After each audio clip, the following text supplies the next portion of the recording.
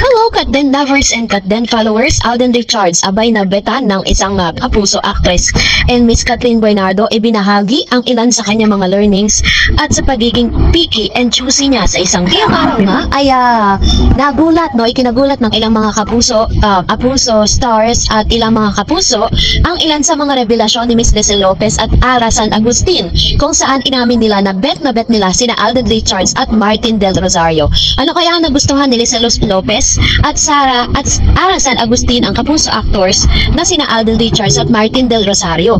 Dalawang kapuso actor ang parehong bet ni Lizelle Lopez at Ara San Agustin nang sumalang sa nakatutuwang kapuso exclusive video na sa challenge. Ang sasabihin ni Lizelle at Ara kung bet nila ang nasabing aktor at swipe left naman kung hindi. Paglilinaw na dalawang sparkle art actress na base lamang ang kanilang pagpili sa personality at looks at wala rito or single or in a relationship ang nasabing aktor.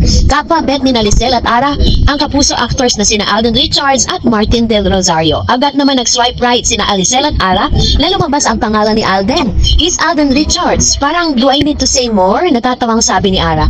Yes, totoo, pagsang-ay ni Lizelle. At saka, hinahangaan ko rin siya bilang aktor. Ang galing niyang umarte. Pagpapatuloy pa ni Ara, bukod sa gwapo, magaling din na aktor, talented, yes, dagdag pa ni Lizelle. Sabay naman na binanggit ni Lizelle at Ara ang pangalan nila Martin Del Rosario at parehong nag-swipe right. Right? Double tap here, makulit na sabi ni Lizelle. So, sa mga lahat naman talaga, karamihan sa mga kapuso actress, even kapamilya actress, lagi pong ang chino-choose nila lagi si Alden Richards sa mga ganitong klase ng pa-challenge. Pero, alam niyo po ba na may mga learnings at may mga sinabi po si Miss Kathryn Bernardo sa AIA na kanya pong first appearance sa public, kung saan ito po ay nagustuhan at talagang naunawaan ng maraming mga Katden fans at lahat ng mga taong naroroon. Talaga masasabi mo na matalino talaga si Miss Kathryn when it comes to giving their feedback statements or any reaction with regards dun sa isang topic, ano. At dito po, ay narito po yung kanyang statement, panoorin natin.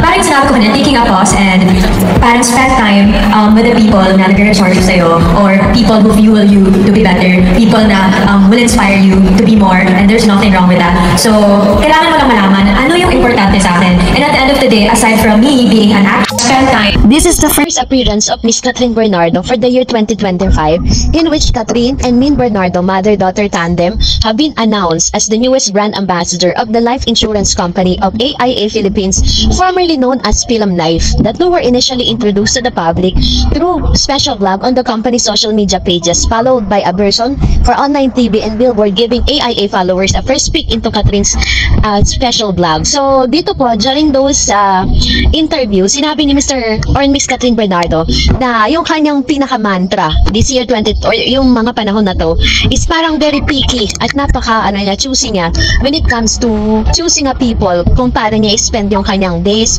yung kanyang life. Parang natutunan niya after all the pain that she encountered is mas nagiging picky at mas pinipili niya na yung mga tao makakasama niya. Sabi niya nga, mas pinipili niya ngayon yung mga tao alam niya na parang mas magiging better yung kanyang life, no? At sinabi niya rin sa kanyang interview dito na pinipili niya yung mga tao alam niya na mas magiging maayos at magiging relevant yung kanyang buhay when it comes to sharing her life to the other people. So talagang ayun na po yung parang mas, kung napapansin niyo, 'di ba, parang hindi lahat. Sabi nga ni Miss Kathryn Bernardo dun sa kanyang interview, sa kanyang contract signing sa ABS-CBN, na parang during the times na talagang sobrang sakit nung kanyang mga nararamdaman, dun niya daw di umano na kita kung sino yung mga totoong tao at totoong kaibigan sa kanya, na bagay na gusto niyang pakita sa publiko na ganun na pong klase ng Kathryn, no? She's growing up and marami siyang mga life lesson na ibinahagi dito po sa kanya pong first appearance 2025 bilang isa sa mga newest brand ambassador of the life insurance. So, ang inaantay kasi natin, hindi kaya na possible din kaya na kunin din si Mr. Alden Richards bilang isa sa mga brand ambassador ng life insurance, or baka naman pinaghiwalay lang. Possible din na si Mr. Alden Richards. Pero kasi sa aking pagkakaunawa, si Alden kasi parang isa siya sa mga naging brand ambassador din ng Sun Life. magkalaban ng Sun Life tsaka Film Life. Kaya siguro si Miss Catherine lang at si Mami Min yung kinuha. But anyways, and for that, narito ang ilan sa mga komento ninyo. Unahan natin si Ma'am Evelyn Panta. Sabi nga, sana Miss Stars, magkaroon na uli sila ng pelikula hanggat namamayagpag pa yung kasikatan nila. Then forever, miss ko na talaga sila makitang muli sa social media. So ganito po yung kanyang komento with regards to this. And talaga namang isa sa mga inaasahan natin mga katden na sana nga no, this year 2025 is it's either teleserye or pelikula ang ilalabas po nila sa social sa publiko, kasi yun po yung promise ni attorney Annette Gozo no. And sabi ni Ma'am Shisuling, salamat much kababayan Miss Stars sa update video content of our lovely Kat Alden, Queen King of Philippine Entertainment Industry. Thumbs up. Thank you Ma'am Shisuling Floresca sa inyo pong komento no. Palagian po ninyong pagsubaybay sa mga updates po natin with regards to Catherine and Alden Richards.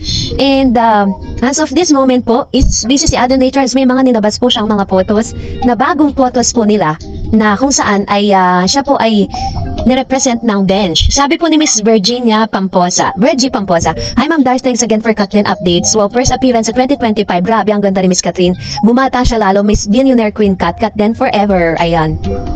Actually, very unpredictable po yung paglabas niya. Wala pong nakahula na lalabas nga siya dun po sa isang promotion or kick-off sales. Kasi lahat ng mga nandun, mga agent po yun ng Film Life. Diba? At talagang sinuportahan po nila yung event na yun. Sabi ni Miss Elizabeth, congrats Kat Den, more blessing to come. Movie, gawa uli kayong dalawa. Good job Kat Den, I love you both. Ayan. Thank you Ma'am Elizabeth Doroha. Ayan, thank you so much. And as of this moment po is yun po yung ating maabangan, yung mga susunod pang, and nakakarinig din po tayo na magkakaroon sila ng parang commercial together. Sabi ni Miss Elenita Claudia, let's give them privacy. If that's their decision, let it be. As long as they so sweet to each other, maybe they have their own moment. We'll just wait and see Kat Den forever. Sabi ni Miss Corazon, let's give Kat Den privacy. They need, let's be patient na lang and wait. Luke, Coco, and Julia, tatlo na anak bago unti-unting nagpakita ng photos nila. Yung tatlo nga po nga nilang anak na sinasabi po, diba? Kasi parang yun yung chismis sa social media. Kaya si Coco Martin, as much as possible, ayaw niya po nagpapa-interview pagdating po sa personal nilang buhay kasi ayaw nila mapagpiestahan. Diba? Tingnan niyo po, sa kakasikret nila, nagtatlong anak na sila na hindi man lang nalalaman ng public. Si Mr. Willie Villamil lang po yung nagsabi na talagang pinasalamatan niya si Coco at si Julia. Tapos sinabi niya din doon na parang pati sa inyong mga anak. So which means hindi lang isa, marami silang anak. And sabi ni Miss Elena Galbo, pero Miss Star, sa panood mo yung dalawang guys na interview ni Boy Abunda tungkol kay Alden, sabi daw, mayroong bagong girlfriend si Alden at napunta pa daw sa bahay ng girl. Very puzzle. Kaya minsan na lang natin na ang friends na lang sila. Alden at Kat magkaibigan naman talaga since hello, love, goodbye. Meron silang kaibigan na buo at sinupaan nila yun, pati sila. Ma'am, si Elena Galgo, alam ko po yung sinasabi niyo, mga ano po yun, mga DJ po sila. At ang tinutukoy po nung DJ na yon is walang iba kundi si Miss Catherine. Kung napanood niyo po yung buong video, kasi ba ang napanood niyo lang is slice na video na po ng interview na yon with Mr. Boy Abunda. Kung hindi po kayo at kung hindi niyo po gusto magkatuluyan si Catherine at Alden, that's your decision, diba? Pero syempre sa mga Catherine fans sa katulad po natin, inilalaban natin yan dahil napakarami na pong mga dami na pong mga parang ebidensya na makapagsasabi. No? So kung ayaw po nagbago isip nyo, that's your choice. Sabi ni Miss Elenita Claudia, let's give them privacy. If their decision, let it be. As long as they're so sweet to each other, maybe they have their own moments. We'll just wait and see Kat Den forever. Thank you so much. So that's it for today. For more videos and updates, please don't forget to like and subscribe. And please don't forget to follow my Facebook page, Dar Eds TV. God bless everyone.